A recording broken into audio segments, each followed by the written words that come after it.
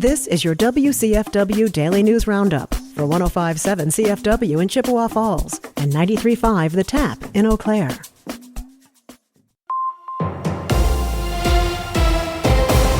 For 105.7 CFW News, I'm James Kelly. The Chippewa County Jail has received a pair of donations totaling $2,500. According to a press release from Chippewa County Sheriff Travis Hakes, the newly reopened Lake Alley Walmart contributed a $2,000 donation to support programming opportunities for inmates at the Chippewa County Jail last week. The Chippewa Falls Library also donated $500 worth of books for inmates to read on Tuesday. The donations are meant to assist efforts in lowering recidivism and taking a proactive approach to improving public safety.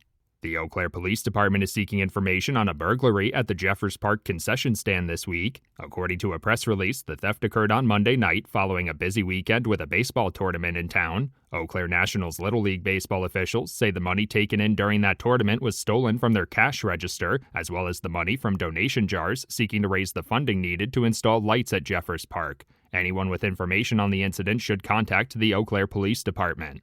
Lake Altoona Beach in Eau Claire has once again been closed after water testing confirmed a harmful algae bloom. According to a press release, the Eau Claire City County Health Department also issued a water quality advisory for Lake Eau Claire Beach as a result of harmful algae and is recommending residents avoid boating, fishing, or even touching the water this weekend. Those looking to get outside this weekend will still be able to enjoy the other 6 beaches monitored weekly by the Health Department, including Half Moon Beach and Riverview Beach. The Wisconsin Foster Closet will host its annual car and motorcycle show fundraiser this weekend. According to organization officials, the yearly event seeks to raise the funding needed to help foster and kinship children in the Chippewa Valley get supplies and some new clothing before they head back to school. The fundraiser will take place on Saturday from 10 a.m. to 2 p.m. with a $25 entry fee for the car and motorcycle show contest. The event will also feature local food vendors and games, as well as a raffle with prizes like a signed Packers football and more. For 105.7 CFW News, I'm James Kelly. For Civic Media News, I'm Connie Fellman.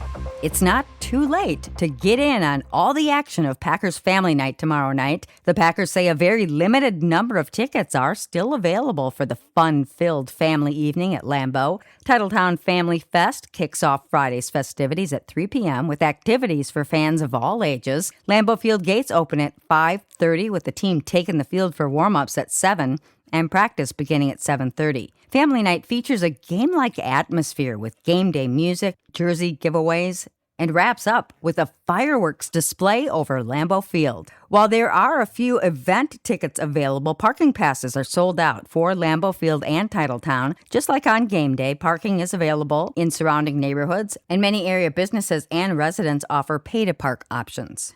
Wisconsin is fighting a Trump administration rule that would ease restrictions on a type of greenhouse gas used in refrigerators and air conditioners. The state Justice Department says the chemicals, known as HFCS, are far more harmful to the climate than carbon dioxide, and the new rule would delay deadlines for phasing them out. The administration says the change gives businesses more time and could reduce costs. Wisconsin is joining a coalition of other states in the legal challenge.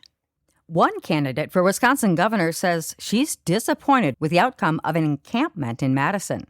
State Representative Francesca Hong spoke out yesterday following Mayor Satya Rhodes-Conway's decision to clear out the site of a fatal police shooting, serving as a makeshift memorial. People have been protesting and camping out there since Corey Ruiz was shot and killed by police on July 22nd. In a statement, Hong called on Madison to be transparent about arrests and tactics used by law enforcement. She said she wanted to make sure personal items and memorial materials were returned to their owners.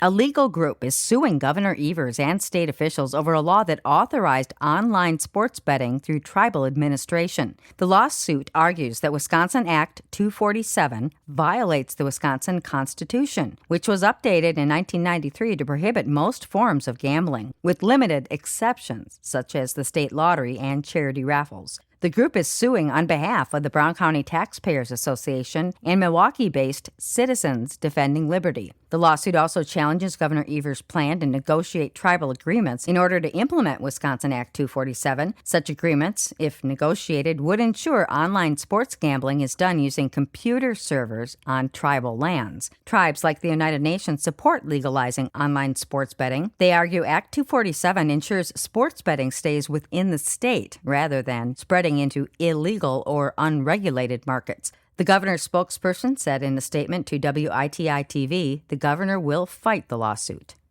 A correctional officer from Janesville has been dismissed and taken into custody after finding himself on the opposite side of the law.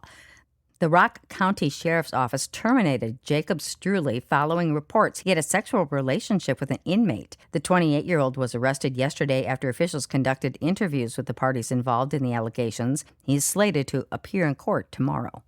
A Madison-based medical center is once again being recognized as the premier facility in Wisconsin. For the 15th consecutive year, U.S. News & World Report has crowned UW Health as the top-ranked hospital in the state. The center earned national accolades in 9 adult and 3 pediatric specialties, while also receiving high-performance ratings in 20 separate procedures and medical conditions.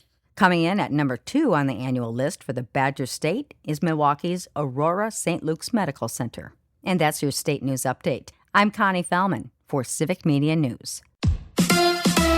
A comeback win for Harrison. Hi, I'm Mike Clemens with Sports Baseball. The Brewers beat the Pirates last night 4-2 in Milwaukee. Lefty Kyle Harrison, in his first start in over a month, was doing great, striking out 10 at one point 8 batters in a row when he says his legs started to cramp up towards the end of the 5th inning. You know, those last 2 hitters in the 5th inning just kind of locking up on me, had the groin locking up, the calves were just cramping. So first time I really experienced like a full body cramp out there. The series wraps up this afternoon. NFL, the Packers getting ready for tomorrow night's family night practice inside Lambeau Field, set to start a little after 7 o'clock. In Madison, quarterback Colton Joseph on why he decided to transfer from Old Dominion to Wisconsin. You know, Coach Guyton had a big influence on that. Coach Grimes, Coach Fickle. Really, I just saw it as the biggest opportunity for me to come out and show what I can do and make a name for myself. And since I've been here, make a name for the Badgers. That's quarterback Colton Joseph. With sports, I'm Mike Clemens. It is going to be sunny today with a high right around 85 this afternoon. Tonight, mostly clear, down to 61. Tomorrow, sunshine with an isolated shower or thunderstorm in the afternoon with a high in the low to mid 80s. I'm meteorologist Sean Cable. Currently, it is 66. That's your WCFW and the TAP Daily News Roundup from Civic Media. Subscribe to this podcast on Spotify, Apple, or wherever you find your podcasts. Find more news at WCFW.FM or thetap.fm.